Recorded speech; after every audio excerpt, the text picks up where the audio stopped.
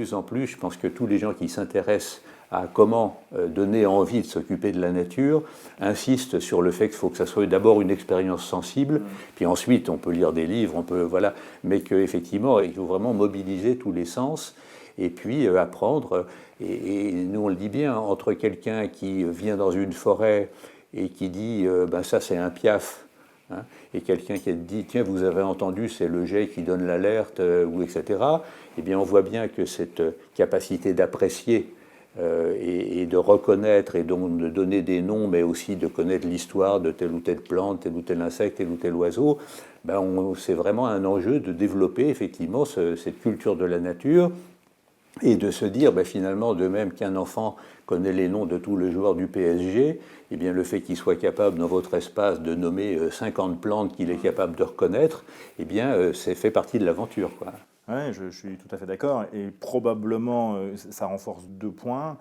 Le premier, c'est qu'effectivement, ça s'adresse, je pense, à un public jeune, avec une capacité d'apprentissage évidemment élevée et une sensibilisation spontanée, quasi intuitive et naturelle. Deuxièmement, ça renforce l'idée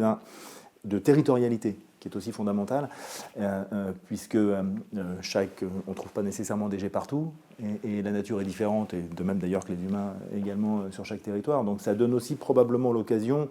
de reconstituer ou de restituer une notion d'ancrage ou d'attachement à un territoire local avec ses caractéristiques, y compris de biodiversité, et probablement des aménagements ou des espaces créés spécifiquement pour,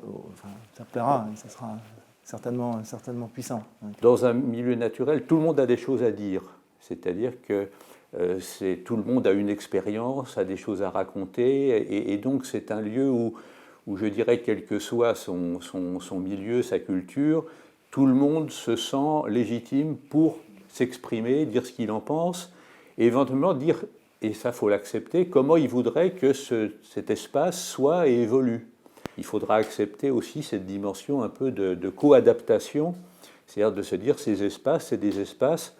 où on va apprendre à vivre ensemble, et non seulement entre les humains, mais entre les humains et les autres êtres vivants. On a noué un partenariat récemment avec les fédérations de randonnée